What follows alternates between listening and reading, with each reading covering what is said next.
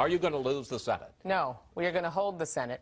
And we're going to hold the Senate because over the next couple of weeks and leading up to even today, the one question that voters are going to ask themselves, Chris, is who has my back?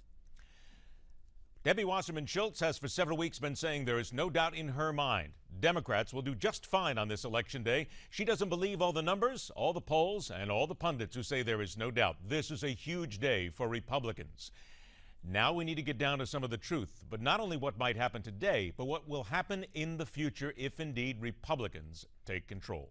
Welcome back to MidPoint. Former U.S. Senator from Florida, now chairman of the Gunster Law Firm, also head of the Lemiuex Center for Public Policy at Palm Beach Atlantic University, George Lemieux joins us here on the show.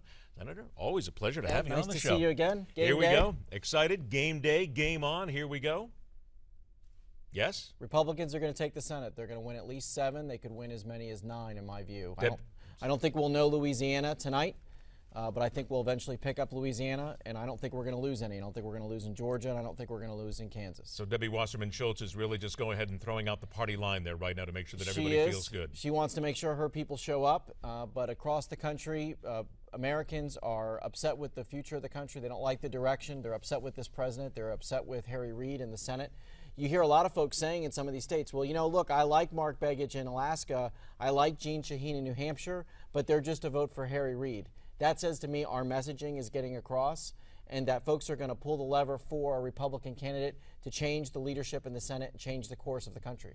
Interesting how the day before the election, Democratic leaders are coming out and saying, wait a minute, we made a mistake, and so did everybody else on the ground by distancing themselves from President Obama. They're saying it was the wrong strategy.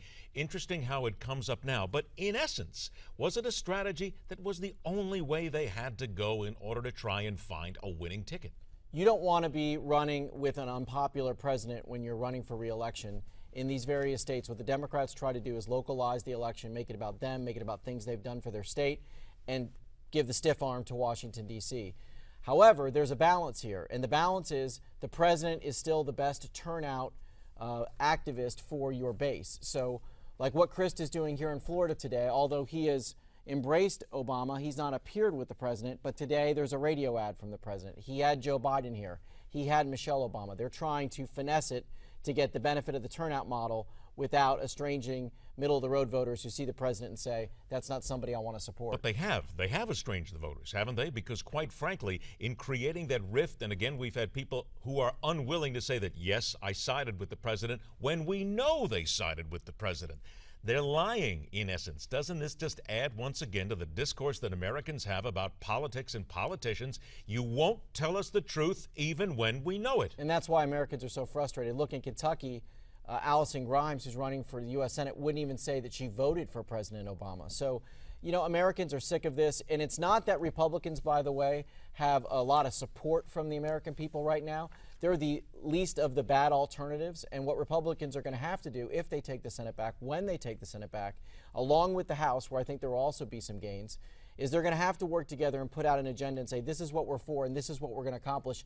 And they better get some stuff done, because if they don't get things done, they'll be out in 2 years. All right, now we're going to talk about that after the break, but let's get to some of the races right now. In Iowa, Joni Ernst, Bruce Braley, what do you see? Iowa's going to go Republican, and that's a big deal because Harkin is a very left-leaning Democrat, so it's a big change in Iowa to have a Republican senator from there. Cory Gardner and Mark Udall in Colorado. This has been an interesting race to watch because the numbers have been fluctuating all over the place. Well, boy, it's tight. You know, Mark Udall is sort of like central casting for a senator from Colorado. He looks the part. You can see him hiking on the mountains there.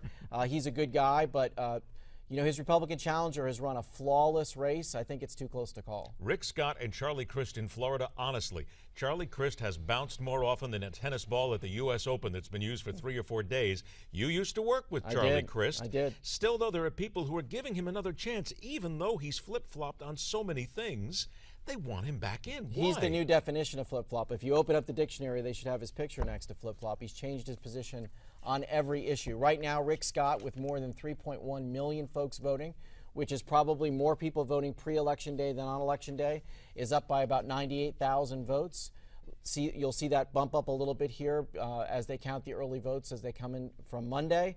I predict that Rick's going to win. I think it's going to be 25 to 50,000 votes. You are the only one predicting that then. Quickly then in Wisconsin, Scott Walker and Mary Burke, tough race. Too close to call. Completely. Too close to call. But does that then, if he loses, does that take him out of the 2016 presidential discussion? It does. He may still run and he may still be a factor, but if he can't win the governorship back, he's not going to be a presidential nominee. All right, let's talk about the future in a moment. We continue dissecting the various sidelines to the midterm elections with Senator George Lemieux after the break.